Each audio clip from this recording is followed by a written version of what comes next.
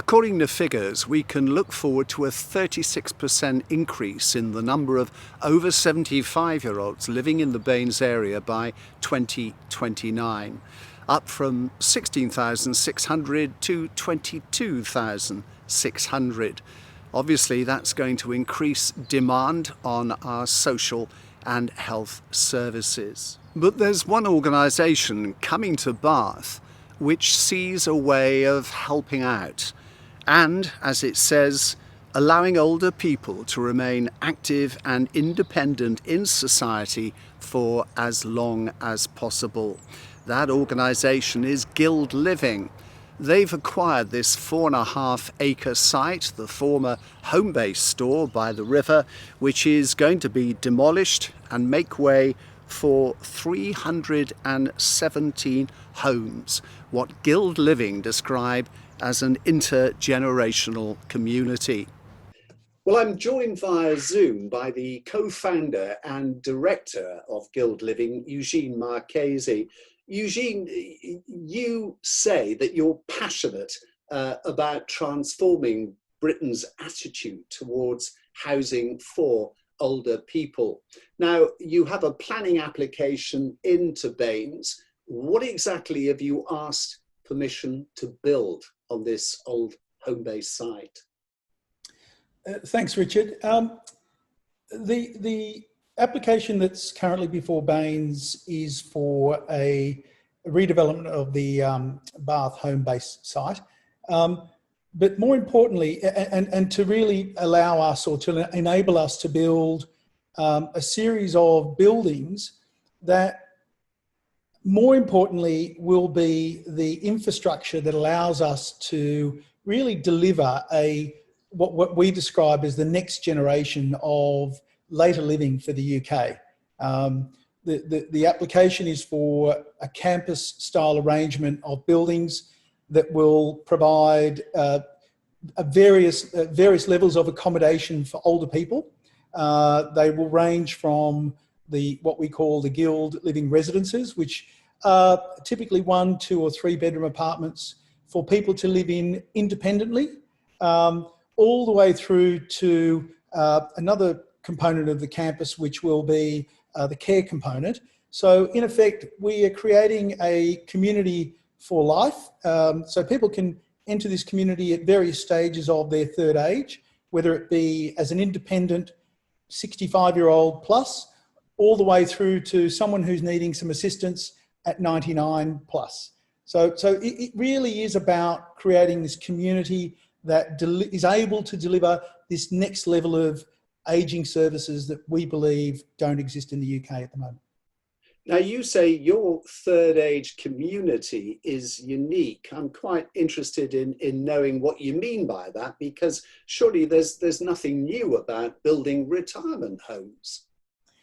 No, Richard, that's right. I mean, look, the retirement homes and at one end of the spectrum and care homes at the other end of that spectrum of that sort of third age have been around for many years in the UK, and we know lots of them. But what we're bringing to the UK is somewhere around 20 years of experience in markets in Asia, Australia and New Zealand, where there has been a much deeper development of this product, which mainly because of the private investment that's gone into this segment of the market in Australia and New Zealand and in the US, which really has transformed it from either a retirement community where it's about lifestyle living all the way through to a care community, which is just about care. What we're looking to do is to create, as I said before, this community that bridges that full span of your third age. And it's unique in that you will be able to move in once. So the move is just once at that age of independence, 65 plus, and you can stay there for your whole life and we will be able to address your issues as your circumstances change. Now, again, that's not really new. That happens in a number of places.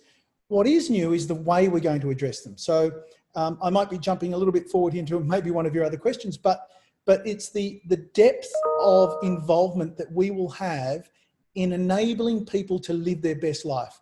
And what I mean by that is we are doing deep dive research into what really impacts a person 65 years plus, and how do we address those issues that they are being impacted on. One of the really tragic pieces of COVID has been the impact on older people's lives. We know in the UK that the number of older people who have died in care homes are in the 17,000 plus, which, when you think about that number, is just staggering. And this occurred over a 5-6 month period. What we're talking about is that should never have happened. And what we're looking to do is to deliver environments where that won't happen. And we've got not only design experts, but technology, operations, all of these aspects that impact an older person's life as they live either at home or in a community have to be addressed, and addressed at a level that hasn't been addressed before. You use the word research there. Now, I know you have an association with academics from the University of Bath. Is this in some respect experimental? Are you experimenting with people's lives? So what's fascinating about this, and I've done some programs in further study, but what's incredible about the amount of research that's been done over the last 50 years around older people's lives is that it's sat in the minds of academics. It's never been brought to the market. And in Professor Malcolm Johnson, who's Emeritus Professor, who we got to build a very close relationship with, you might remember him from the 4-year-olds in retirement villages program on Channel 4. Well, Professor Johnson has been talking about the issues impacting older people's lives for many, many, many years. This is not something new to the academic world. What is new is the bringing of that academia and those findings and all the research projects that they have done to the commercial market. And what we're looking to do is to use that research and develop further research based on what they've been doing over the last 20 or 30 years to inform the decision making. One of the things, and being an architect who's been working in this space for almost 20 years, just in the later living space, working in Australia, New Zealand, and Asia and the US, what has staggered me is when I spoke to operators and developers of later living retirement care, was that there was a lot of guesswork being done. We think older people want this. We think older people will do that. What is available to us, and what we've been investing heavily in our partnership with Legal & General, is the deep dive research into understanding really what older people, what they're worried about, what's impacting their lives. Let me give you an example. The issue of loneliness. The issue of loneliness is in every journal, news broadcast. If you Google loneliness, there is hundreds of research projects that have been done, but no one's actually understood what the impacts of loneliness are on people's lives, and how we can intervene on those impacts, how we can address those impacts and those issues and turn them around so that we don't have people who are fit, healthy, living a fairly good life, but are lonely. And the loneliness is the thing that's dragging them down. So our communities are about addressing these big issues that everyone has pretty much swept under the table, swept under the rug, I should say, over the last sort of 10 or 20 years, almost, out of sight, out of mind type of issues. Yeah. And so what we're looking to do is have this very upfront debate, bring them to the surface, let's address them, and let's see how we can make lives better for our older loved ones. How do we actually physically put that in practice? I mean, what will be available for people who move there? I mean, to get away from this feeling of it being God's waiting room, if you know what I mean. I hear you're going to provide a gym, a swimming pool, a nursery for family members who want to come and see Nan and Pop. Yeah, Richard, look, and again, those things aren't new. We know of retirement communities that are doing great jobs in providing gyms and wellness centres and restaurants and bars and those things. They're the infrastructure. So that is the piece where it all happens. But what needs to happen is a new approach to how we engage, how we operate, how we interact, how we reinsert older people back into the community with a sense of purpose. This is the piece that's been missing. We've been building these wonderful pieces of infrastructure, but we've forgot about how do we activate those pieces of infrastructure. And what we're looking to do is to really make sure, and one of the solutions for us has been to be urban. Let's put older people back into the town centres where they've got access to high street and town centre infrastructure and services and facilities, so that we can actually make sure that they're not far away from everything. And, you know, as transport becomes a bigger issue, I mean, COVID is a great example of, you know, how did a lot of older people get access to groceries and pharmaceuticals and all these sort of things when all of a sudden trains and buses weren't working. So one of our important tenets is that we want to place older people back in town centres. Bath is a great example of that. Like we are able to be, you know, on the Avon River, a short walk into town, with people, you know, footfall coming past the site all the time. That's where we get the interaction happening. If we can make our ground plane, so if we do have bars and restaurants and wellness centres and cafes, like everybody else does, but we open it to the public, we make sure that we make them enticing, so people, not just from our community, but from the broader external community, come in and use them, then we've got engagement. You know, we've done a number of these projects in Australia, and one of the greatest successes I had was when people who were living in a community that we designed were complaining that they couldn't get a table at the restaurant on a Friday afternoon. Now, you know, how good is that? You know, so it's not just God's waiting room, it's an active hub of ideas. And you know, we're even putting in commercial space into the project at Bath.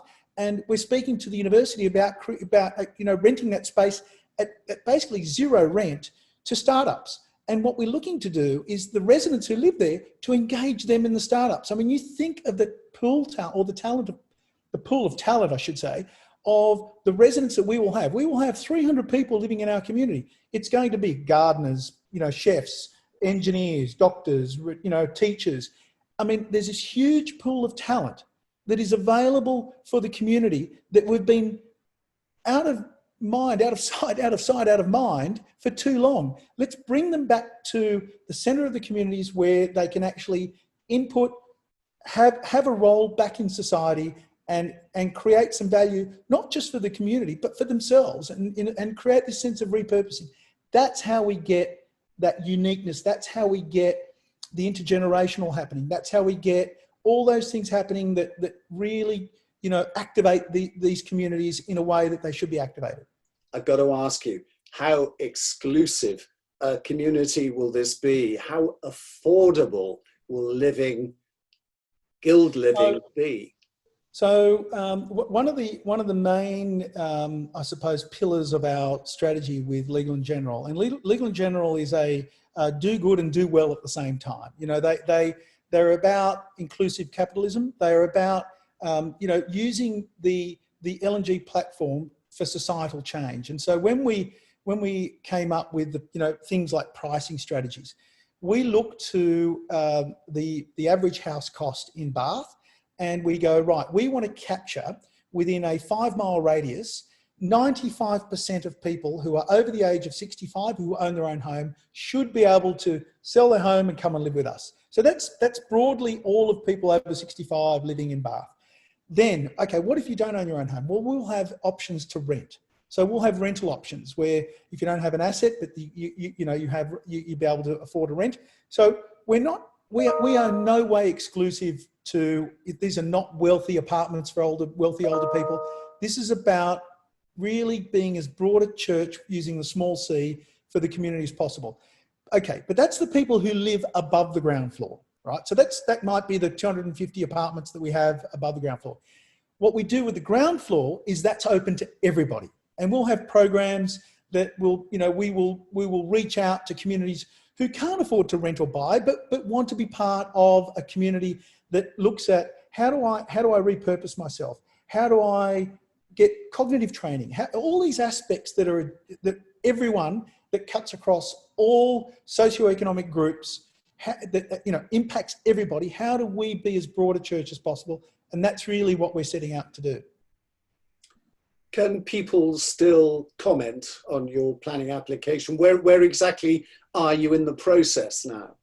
So look, we've been working really closely with the council staff, with the planners, and we will be making some amendments to the plans as they sit, and submitting those probably within about 3 or 4 weeks, and the community will have a chance to comment on those. But we are not there to sell apartments and leave. With Legal & General, we are the owners of this property in perpetuity. And so we want to be good corporate citizens. We want to be good corporate neighbours. It's important for us to be part of the community. I know there was a bit of concern when we put some fences around the site, because you didn't tell them you were blocking the footpath. Look, I'm aware of that, and really that was more a case of they were about to do some work on site, and the team on site got a little bit worried about some heavy machinery being on site, and health and safety then overruled everything and everybody. But look, that's during construction, we're going to have those issues because we've got safety issues we need to address. But one thing we have done, and anyone looking at the plans will see, we've actually created a main street right through the middle of the site, and that'll enable people to walk through, cycle through, walk their dogs through, jog through. And this is not just a laneway, this is actually a main street. And we want people to walk through our site. That's part of our model, is that engagement with the external community. We want as many people to come into our site as we want our members to, our residents to go out of the site and be part of the community. So we completely understand that there was some consternation about the fencing, but health and safety overruled me. But look, our whole model is to open up the site for traffic, for people to walk through. That sounds fantastic. If all goes well, if the modifications are accepted and planning permission given, what's the timescale? How soon will people actually be living there? Oh, look, we're hoping to get our first residents in there by middle of 2022, end of 2022. So about 2 years, 2.5 years is what we're looking for.